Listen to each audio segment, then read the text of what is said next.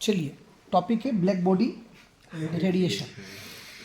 कुल मिला के नेचर में कोई भी परफेक्टली ब्लैक बॉडी है ही नहीं, समझ में आ रही है बात। और अगर परफेक्टली ब्लैक बॉडी होगी तो सारी की सारी हीट को वो एब्जॉर्ब कर लेगा, सारी की सारी वेव्स जो आ रही है उनको वो एब्जॉर्ब कर लेगा। बात समझ में आएगा ना, तो वो ट्रांसमिट कराएगा ना ही वो रिफ्लेक्ट कराएगा, सारी एनर्जी जो आएगी वो एब्जॉर्ब कर लेगा। तो कुल मिला के हमने भी देखा था कि सन से अर्थ की तरफ बहुत सारी वेव्स हैं, वो वेव्स हीट को लेकर आ रही है, हीट ही वेव के रूप में ट्रेवल करके आ रही है। बात समझ में आ रही है।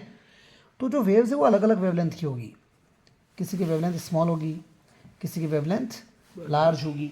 समझ में आ रही कि नहीं आ रही बात।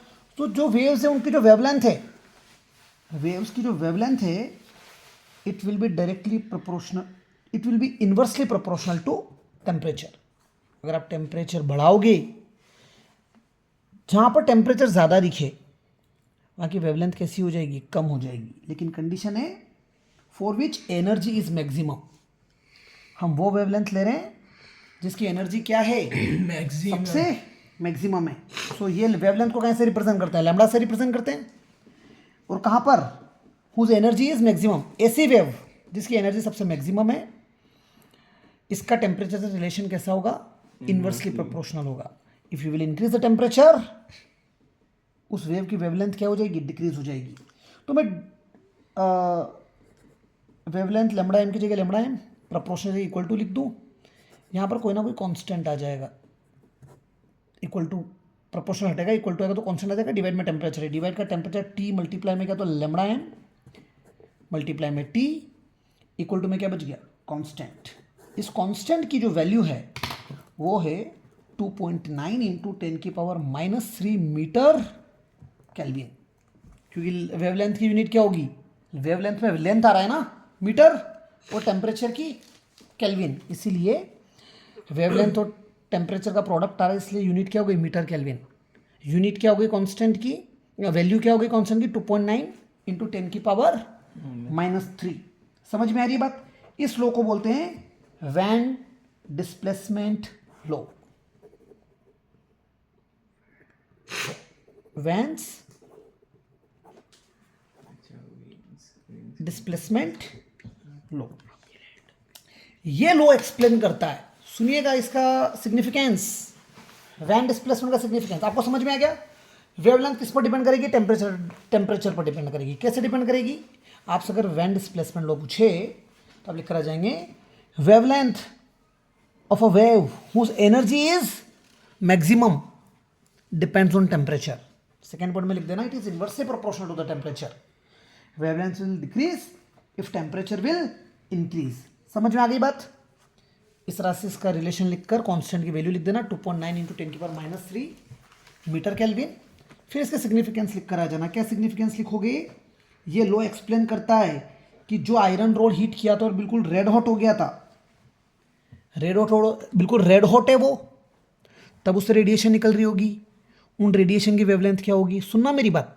एक आयरन रोड को गर्म कर रहे हो आप, तो अलग अलग तरह के कलर्स हैं उसमें, अलग अलग, बिल्कुल रेड हॉट है ना, तब भी उसमें येलोइश कलर भी दिखता है, थोड़ा सा डल रेड भी दिखता है। समझ में आ रही है बात। ब्लूइश भी हो जाता है कहीं कहीं। तो अलग अलग कलर पे उसका टेम्परेचर अलग अलग होगा कि नहीं होगा, टेम्परेचर अलग अलग होगा तो वेवलेंथ भी अलग अलग होगी, या फिर वेवलेंथ अलग अलग होगी तो टेम्परेचर भी अलग अलग होगा। इतनी बात समझ में आई कि नहीं आई। इस लॉ से, ये तो पहला पॉइंट हो गया कि आयरन रोड का कलर जब अलग अलग है तो वेव्स भी अलग अलग वेवलेंथ की होगी, इसका मतलब अलग अलग स्टेजेस पर टेम्परेचर भी अलग अलग हुआ। समझ में आई बात। हम जो बॉडीज़ हैं सोलर सिस्टम में, जैसे सन, मून, इनके टेम्परेचर को भी कोई यहाँ थर्मोमीटर से तो नाप के नहीं आए हैं। इस लॉ से उन सेलेस्टियल बॉडीज़ का भी टेम्परेचर मेजर किया है। फॉर एग्जांपल सन से जो रेडिएशन आ रही है, सन से जो रेडिएशन आ रही है, हमें पता पड़ा कि उसकी वेवलेंथ कितनी है, मैक्सिमम एनर्जी वाली। रेडिएशन तो बहुत सारी आ रही है, पर सबसे ज़्यादा एनर्जी वाली जो वेवलेंथ थी, उसकी वेवलेंथ हमें पता पड़ी 4753 आर्मस्ट्रॉन्ग। समझ में आ रही नहीं आ रही है बात। मतलब 4753 इंटू 10 की पावर -10 मीटर। कहानी क्लियर है। मैं लैम्बडा की जगह क्या डाल दूंगा, 4753 इंटू 10 की पावर -10 टेम्परेचर हमें नहीं पता सन का, निकालना है। कांस्टेंट की वैल्यू हमें दे रखी थी 2.9 इंटू 10⁻³ समझ में आएगी नहीं ये बात? इसको मैं स्टेटमेंट को डिवाइड में ले गया तो टी क्या आ गया मेरे पास 2.9 इंटू 10⁻³ डिवाइड में 4753 एंड 10⁻10 है यहाँ पर, ये ऊपर जाके 10⁻+10 हो जाएगा। नहीं समझे आप मेरी बात? तो यहाँ से एक चीज़ समझ में आ गई, इसको हम सॉल्व करेंगे तो हमें क्या मिलेगा 2.9 डिवाइड में 4753, पावर में 10 और पावर में -3, पावर में 7 बचा। 7 में से 4 जीरो मैंने अलग कर लिए और इससे मल्टीप्लाई कर दिए तो ये हो जाएगा 29000। 4 जीरो अलग किया ना आपने, तो कितने जीरो बच जाएंगे? 3 जीरो और बच जाएंगे। इसको आप सॉल्व आउट कर लीजिए। कहानी क्लियर है? आपको ये पूरा सोल्यूशन दे देगा कुछ 6060 केल्विन।